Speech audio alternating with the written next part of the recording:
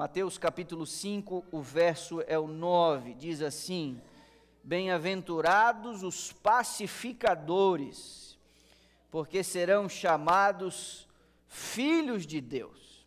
Há alguns anos atrás, eu estava fazendo estágio num período da faculdade, no estágio do 3º ano, onde os estudantes eles deixam o seminário e eles são espalhados ao redor do país e do mundo, para, na prática de evangelismo, eles conseguirem adquirir alguma experiência com pastores mais experientes, com evangelistas, em campanhas. E essa mão de obra dos seminaristas é utilizada nessas campanhas. Isso acontece todo ano no 3º ano da faculdade de teologia. Para mim, isso ocorreu no ano de 2002. Inicialmente, eu deveria me unir a outros 5 estudantes numa campanha bem no interior de Santa Catarina, mas às vésperas de eu pegar o ônibus na rodoviária, eu recebi uma ligação do meu professor e ele disse: Manolo, a associação, a conference lá de Santa Catarina, fez um pedido, eu queria ver com você se você se dispõe a isso. E, em vez de mandar 6 estudantes para aquela grande campanha que está programada, eles querem um estudante, não tem dinheiro para 2, eles querem um estudante num lugar para um projeto local, especial, para um distrito e auxiliar um pastor. E eu quero saber se você se dispõe, lembrando que você estaria sozinho nisso, né? Apenas servindo a essa necessidade desse pastor. Eu digo, pode contar comigo. E aí, troquei o bilhete, que era para um determinado lugar, fui para outro. Cheguei numa noite fria, no interior de Santa Catarina, numa cidade chamada Lages. E o pastor me recebeu na rodoviária, e ele disse: olha, eu tinha um plano de fazer uma campanha de evangelismo aqui na sede do meu distrito, mas eu tenho uma igreja que caiu, e só tem 8 pessoas. São 4 casais velhinhos, e a gente está querendo fazer alguma coisa lá para aquele negócio, né? Então nós vamos reconstruir a igreja, uma igreja de madeira, e vamos, através do teu trabalho, tentar fazer com que essa igreja, ela ganhe um novo fôlego. Então, de uma campanha estruturada com um evangelista responsável por todo o sul do país, com outros 5 colegas, eu fui para uma campanha de distrito, e dessa campanha de distrito eu fui para uma cidade sozinho, numa igreja que tinha caído, com 4 casais de idosos praticamente. Foi um negócio extraordinário, foi um divisor de águas na minha vida, aqueles 90 dias com aquelas pessoas. Especialmente a minha relação com o diretor daquele grupo, um senhor de um pouco mais de 70 anos, que ficou um amigo muito especial. Você imagina eu com 19 anos, fiz 19 quando estava lá com eles, e ele com 73, 74 anos. Ele me colocava dentro da sua Ford 58, ele era um mecânico, e fez uma adaptação, e tinha 2 botijões desse P13 que eles chamam, adaptado na carroceria dessa Ford 58, e nós íamos para aquele interior ali, do interior do interior. Esse homem, nos últimos 50 anos da vida dele, tinha levado mais de 200 pessoas a Cristo. Inúmeras dessas pessoas que moravam no interior e que recebiam a visita dele uma vez por semana, depois iam para outras cidades, mas levavam consigo o evangelho que tinham recebido desse camarada. O seu nome na cidade era um nome muito respeitado, falava o nome de Lorival Pinheiro, você abria qualquer porta, honesto, íntegro, um homem de Deus. Ele tinha um neto que havia recebido parte do seu nome, João Lorival. Eles tinham um sítiozinho ali na cidade, e o João Lorival tinha uma égua, meio clarinha assim, e João Lorival era canhoto, e gostava de laçar. Então essa égua do João Lorival, neto do seu Lorival, ele quebrava ela com a mão esquerda quando fazia a curva para fazer as laçadas. E eu disse que gostava muito de cavalo, e fomos para o sítio num domingo daquele qualquer, e eles selaram um cavalo lá bem mansinho, lá um pretinho que tinha lá, e eu saí cavalgando por aquele negócio e tal. Ganhei uma certa confiança, a ponto de, em algum momento, eu só jogava o pelego, o freio no cavalo, e ia mesmo sem sela, e entrava nos açudes com o cavalo, foi um negócio espetacular. Mas houve um dia que o João Lorival disse para mim, você quer usar minha égua? Ela é mais rápida e tal. Eu digo, pois não. Destemido, impetuoso. Eu falei, eu que não vou manifestar nenhum tipo de medo. E a égua dele era bem mais bonita, bem mais tratada, era um negócio assim. Ele selou a égua e lá subiu o Manolo em cima da égua e eu comecei bem até. Comecei bem. Mas eu senti que o João Lorival tinha um sorriso no rosto, que era o sorriso de alguém que sabia que ia acontecer alguma coisa. E de fato aconteceu. Eu saí bem com a égua, porém no caminho de volta, você sabe que esse tipo de animal, ele gosta muito do sossego, de onde ele passa o seu descanso e onde ele come. E essa égua, ela resolveu se apressar para voltar para a sua cocheira. E eu percebi que eu não tinha a habilidade, e eu acho que esses bichos são muito danados. Esses bichos sabem que a gente não sabe das coisas.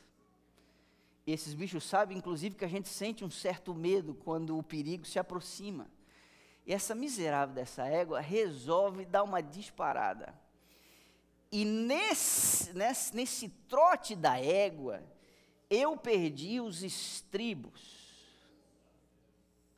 Sabe o que é o estribo? O estribo é aquele negocinho que fica amarrado na sela, fica do lado assim do estômago, perto da virilha do animal, onde quem monta coloca os seus pés e ali você tem um certo equilíbrio.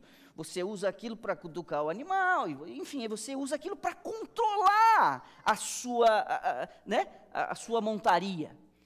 E essa égua me resolve, numa disparada, sair correndo para voltar para o lugar dela, enquanto João Lorival ria à beira do caminho, o pavor tomou conta de mim, e os estribos saíram do meu pé, batendo na virilha da égua, ela correu mais ainda, e eu digo, eu vou cair, eu vou morrer, pensei comigo, é hoje que eu morro.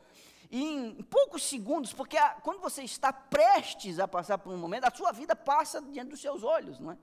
Eu digo, eu vou cair, vou quebrar a clavícula, vai fraturar a costela, vou quebrar a perna de novo, vai ser um... E tudo isso em poucos segundos, não é? Porque eu havia perdido as estribeiras.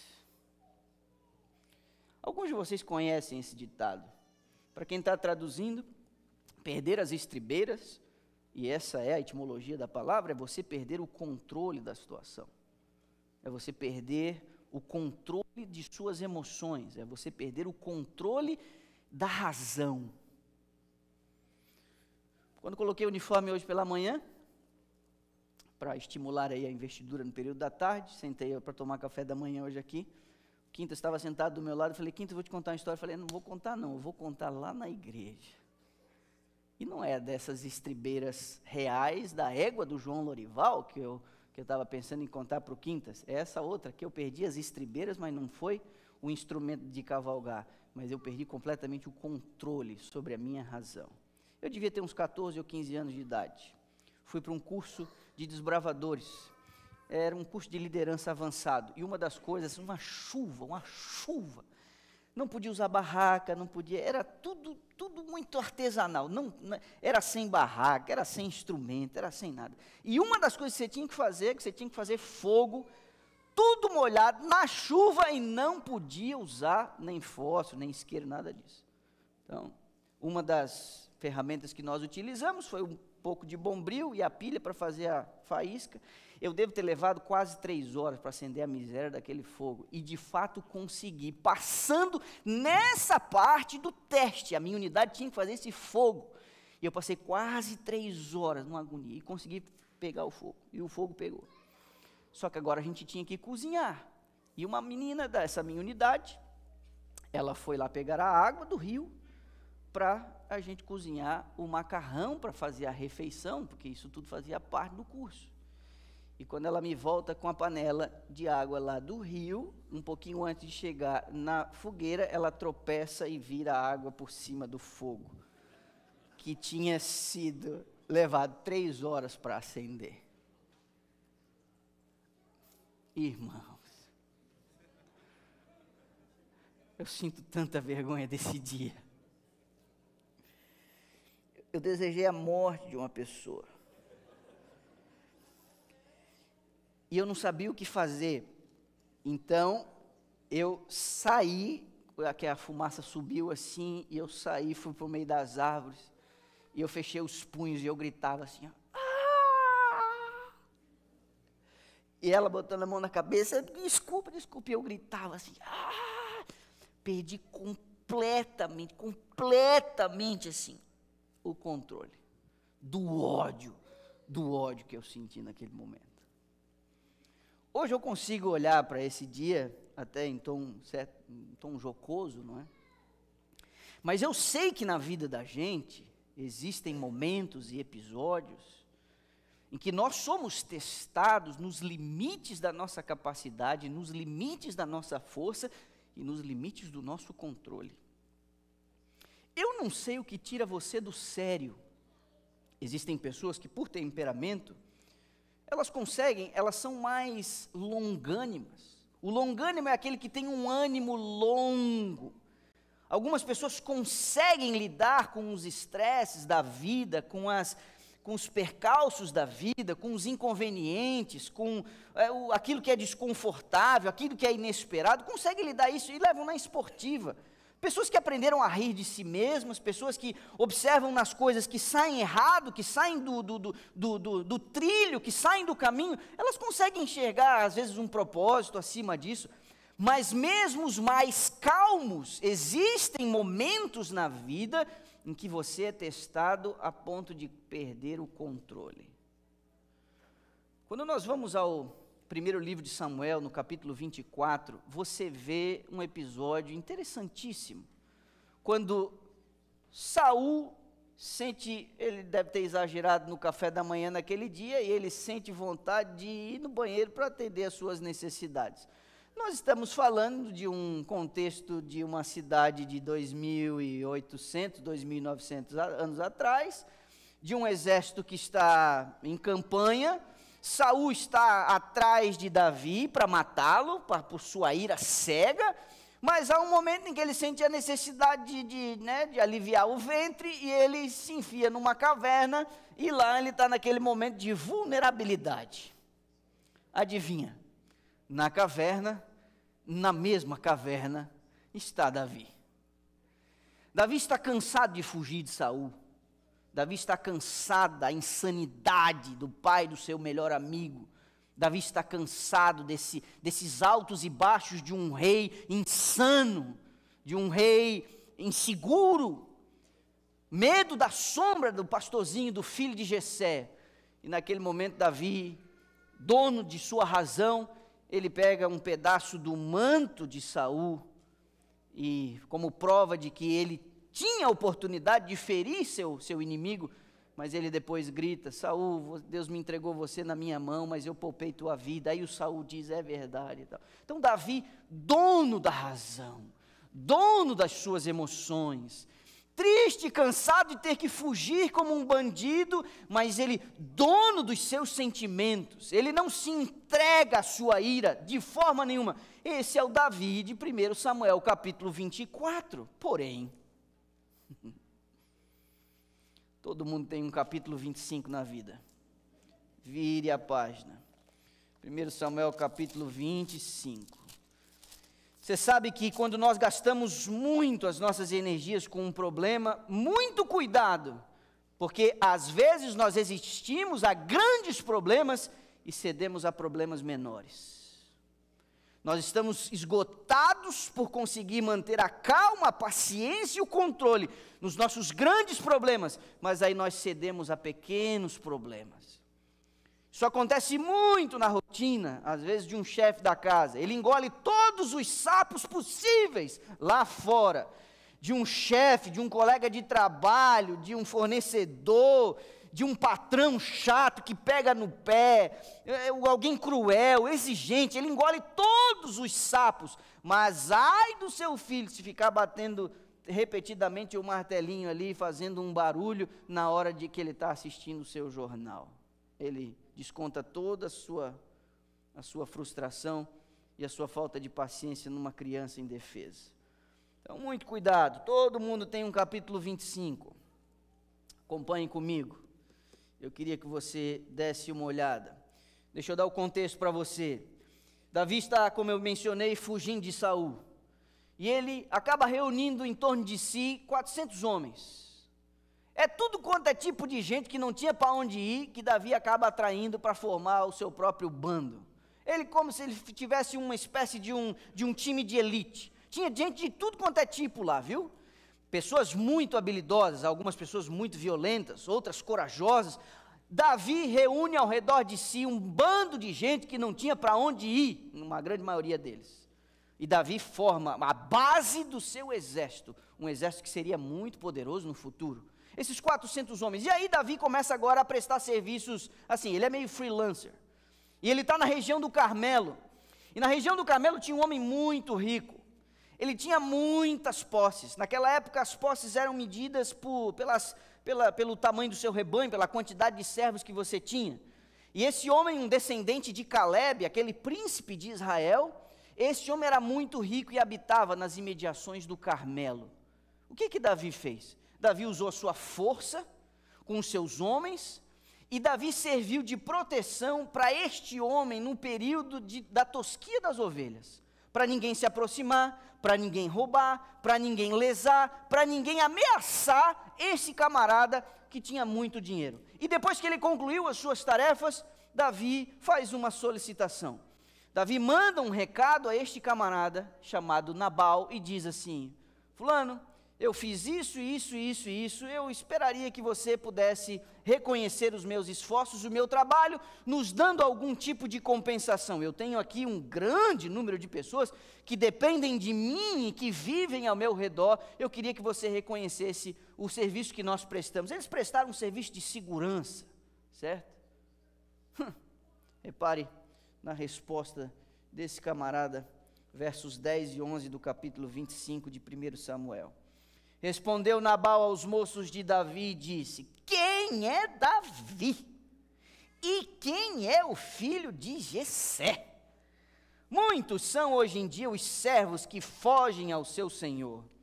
Tomaria eu, pois, o meu pão, a minha água, a carne das minhas reses, que degolei para os meus tosquiadores, e o daria a homens que eu não sei de onde vêm?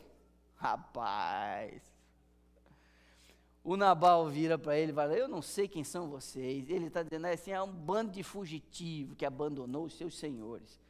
Ele foi extremamente ultrajante na resposta que ele deu. Davi foi elegante quando mandou um recado. Davi foi extremamente preciso quando ele diz: olha, eu fiz isso, espero que você reconheça, nos dando e fornecendo aqui algumas coisas para a gente poder se manter aqui na nossa condição. E essa foi a resposta desse cabeça de vento chamado Nabal. Repare na reação de Davi no verso 13. Pelo que disse Davi aos seus homens: cada um pegue a sua espada. Cada um cingiu a sua espada e também Davi a sua. Meu irmão, olhe para mim. O cara era um pastor de ovelha, já tinha matado um leão e um urso. Com a pedrada, derrubou um gigante. Ele já tinha feito coisa que olha, e a Bíblia diz que ele pegou a sua espada. Se com uma pedra ele derrubou o gigante, o que Davi não faria com uma espada? E aí o verso ainda termina: subiram após Davi uns 400 homens e 200 ficaram com a bagagem. Davi perdeu completamente a cabeça nessa resposta abusada de Nabal. Quando Nabal o trata dessa forma, Davi, cansado já, porque ele já tinha engolido muito sapo, a vida dele não estava simples. E eu já mencionei para vocês, quando você está muito cansado, muito cuidado. Quando você está exausto, muito cuidado. Quando você está estressado, muito cuidado. Cuide com as suas reações quando as suas energias estão no nível baixo, porque com energia no nível baixo, a sua tolerância, a sua paciência e o seu autocontrole também estarão sob forte ameaça. E o Davi, o grande Davi, que poupa a vida do seu inimigo no capítulo anterior, agora ele disse, não, eu vou pegar esse sujeito, e vou pegar feio. Mas aí, um servo, que viu esse negócio todo, resolveu fazer uma coisa. Ele procura a mulher de Nabal. É uma mulher chamada Abigail.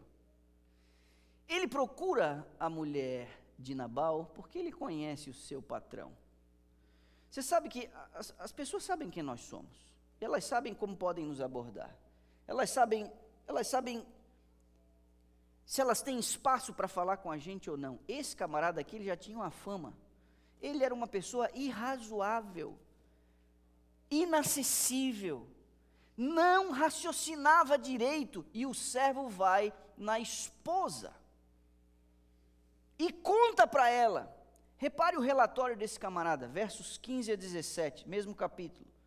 Aqueles homens, falando dos homens de Davi, nos têm sido muito bons, nunca fomos agravados por eles, e de nenhuma coisa sentimos falta em todos os dias do nosso trato com eles, quando estávamos no campo. De muro em redor nos serviram, tanto de dia como de noite, todos os dias que estivemos com eles apacentando as ovelhas. Agora, pois, considera e vê o que hás de fazer, porque já o mal está, de fato, determinado contra o nosso Senhor e contra toda a sua casa.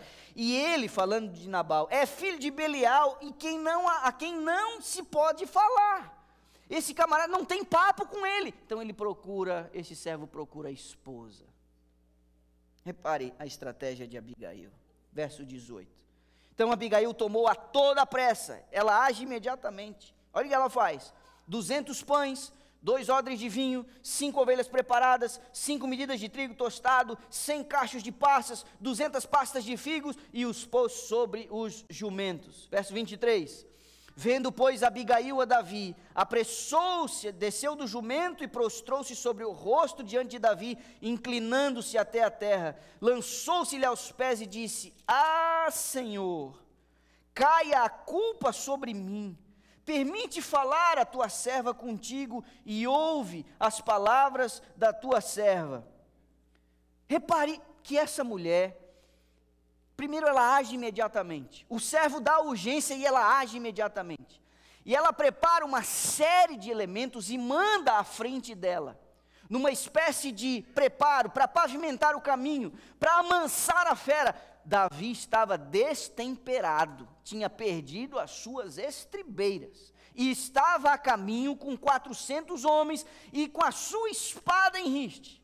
Então essa mulher se apressa, e ela vai dando essas coisas, para adoçar a vida de Davi. E ela vai atrás, e numa certa distância, quando ela o identifica, olha a postura dessa mulher. Primeiro, ela desce de sua montaria, e ela se prostra diante dele. Sabe o que acontece aqui nesse diálogo? Por 6 vezes ela refere-se a si como serva, e por 8 vezes ela chama Davi de Senhor. E ela agora está dizendo para ele, no seu diálogo, ela assume a responsabilidade dessa bagunça. Repare, primeiro que ela não fala com o marido, viu? Porque ela também sabe o marido que tem. Então ela toma uma decisão, ela toma uma iniciativa a favor do marido, mas sem consultá-lo. Versos 25. Pode ser que eu esteja dando ideia para algumas aí, hein? Verso 25. Não se importe o meu senhor com este homem de Belial, a saber, com Nabal, porque o que significa o seu nome ele é, Nabal é o seu nome, e a loucura está com ele. Eu, porém, tua serva, não vi os moços do meu senhor que enviaste. Agora, pois, meu senhor, tão certo como vive o Senhor e a tua alma, foste pelo Senhor impedido de derramar sangue e de vingar-se por tuas próprias mãos, como Nabal sejam os teus inimigos e os que procuram fazer-te mal, meu Senhor. Verso 28, perdoa a transgressão da tua serva, pois de fato o Senhor te fará casa firme, porque pelejas as batalhas do Senhor e não se ache mal em ti por todos os seus dias. Repare o que Abigail faz, ela assume a culpa, uma culpa que não era dela. Meus irmãos, você sabe que boa parte dos conflitos que a gente tem é porque está todo mundo tentando se livrar da culpa. Está todo mundo tentando responsabilizar um terceiro. Está todo mundo tentando terceirizar as consequências de suas próprias decisões. Está todo mundo tentando justificar, eu fiz isso por causa disso, daquilo outro. Essa mulher, ela tem uma atitude incrível. Ela, para apaziguar as coisas, ela assume uma culpa que não é sua. Bem-aventurados os pacificadores, porque eles serão chamados filhos de Deus. Nós não precisamos de isqueirinho. Nós não precisamos de faísquinha. Nas nossas relações, nós precisamos de pessoas que acalmem as situações e não as agrave. E a gente precisa entender que nós não podemos perder o controle. Essa mulher assume a culpa, ela se humilha, ela reconhece o serviço de Davi, ela sabe que o que ele pediu não é irrazoável. Ele não está pedindo alguma coisa adiantada, ele não está pedindo um suborno, ele não está pedindo uma propina, ele está pedindo uma compensação por um serviço nitidamente feito e bem feito, e ela reconhece isso, ela reconhece o valor de Davi. Mas para mim, a chave do seu discurso, a chave de sua abordagem é quando ela diz no verso 28, porque pelejas as batalhas do Senhor. Essa mulher reconhecia no filho de Jessé o futuro rei de Israel. Essa mulher reconhece não em Davi um fugitivo com um bando de Zé Ninguém atrás dele, mas alguém que havia sido escolhido por Deus para ter uma casa forte e governar a nação. E ela diz: tu pelejas as batalhas do Senhor. Meus irmãos, está implícito nas palavras dessa sábia mulher. Não te rebaixe a esse nível não, Davi. Isso aqui não é uma batalha para você lutar. Não vá fora. Não tome como pessoal. Não baixe o nível dessa forma. E ela diz: eu vim aqui para impedir que você faça uma coisa que não combina com você, Davi. Isso não combina com você, Davi. Meus irmãos, Abigail é a voz da sabedoria. O meu sincero desejo é que você, meu irmão, é impossível que você não seja testado. É impossível. É impossível que sua paciência e sua tolerância, elas em algum momento não sejam desafiadas. É impossível. Sabe por quê? Porque nós estamos vivendo num contexto de pressão o tempo inteiro. É pressão dentro de casa, é pressão no trabalho, é pressão espiritual. É impossível. Todos nós estamos sob pressão. Todos nós temos a nossa condição ameaçada aqui e ali. Todos nós. O meu sincero desejo para você é que a Abigail bata a sua porta antes de você cometer uma besteira. O meu sincero desejo, a minha oração para você é que você se encontre com a Abigail antes de você trocar os pés pelas mãos e perder o controle da situação. Porque a Bíblia diz que com a tentação vem o escape. Então sempre haverá um momento, uma brecha, uma situação que vai dar condição de você não perder a cabeça por completo. Alguém ou alguma coisa vai servir de alerta para você para dizer assim: não se rebaixe a esse nível. Palavra da inspiração, serva do Senhor, tem um texto em que ela diz assim: a verdadeira grandeza do homem é medida pela força dos sentimentos que ele domina, e não pelos sentimentos que o dominam. Forte não é aquele que não consegue conter os seus impulsos. Forte é aquele que consegue reprimir os seus sentimentos, sejam eles primitivos ou impulsivos. Meus irmãos, eu e você precisamos ser governados pelo Espírito de Deus. E uma das características de alguém que é governado pelo Espírito de Deus é o autocontrole. Não é um autocontrole como se dentro de você houvesse uma força para você acessar. Não é um autocontrole como se você tivesse condições de desenvolver a capacidade de manter a calma. Isto que as pessoas podem classificar como autocontrole é um controle do alto. Deus controlando você. o Espírito governando você, o Espírito do Senhor dando as cartas na sua vida e impedindo que você faça uma besteira. Não perca as estribeiras. Essa mulher é incrível. E este homem não é à toa, ele está longe de ser perfeito, viu? Longe de ser perfeito. Mas se tem uma característica de Davi, é que ele conseguia reconhecer seus erros. E ele olha para essa mulher e ele reconhece que ela foi uma enviada do Senhor. Perceba, versos 32 a 34, Davi disse a Abigail: bendito o Senhor Deus de Israel, que hoje te enviou ao meu encontro. Ele percebe que essa mulher, por trás dela existe uma mão poderosa, por trás dela estava o próprio Deus. Bendito é o que ele diz, o Senhor Deus de Israel, que hoje te enviou ao meu encontro. Bendita seja a tua prudência, e bendita sejas tu mesma, que hoje me tolheste de derramar sangue, e de que por minha própria mão me vingasse. Porque tão certo como vive o Senhor Deus de Israel, que me impediu de que te fizesse mal, se tu não te apressaras e me não vieras ao encontro, não teria ficado a Nabal até o amanhecer nenhum sequer do sexo masculino. Davi estava completamente fora de si. E essa mulher, sabiamente, ela vai acalmando e vai organizando os sentimentos de Davi com a sua abordagem.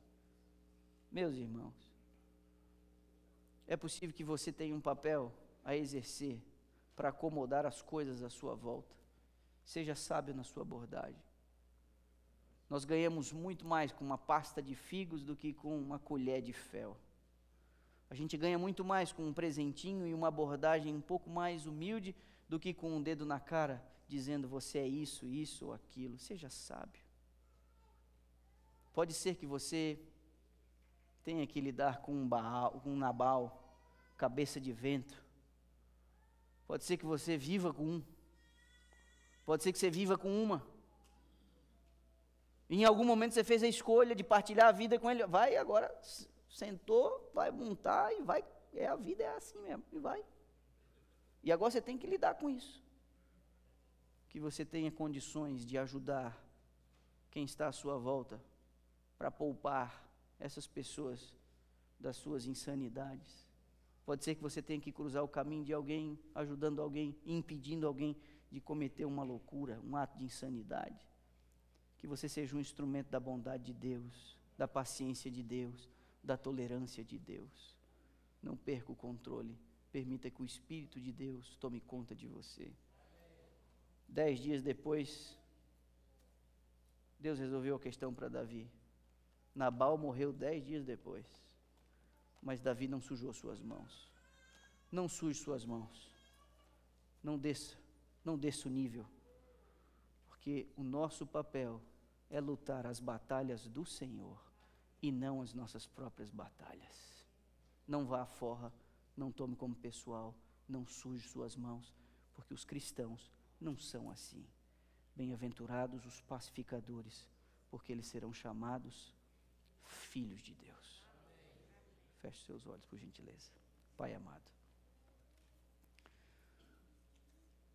essa história foi preservada na Escritura com um propósito, não apenas de contar uma história antiga, mas de ajudar-nos a entender que nós precisamos manter o controle sobre os nossos impulsos e os nossos sentimentos.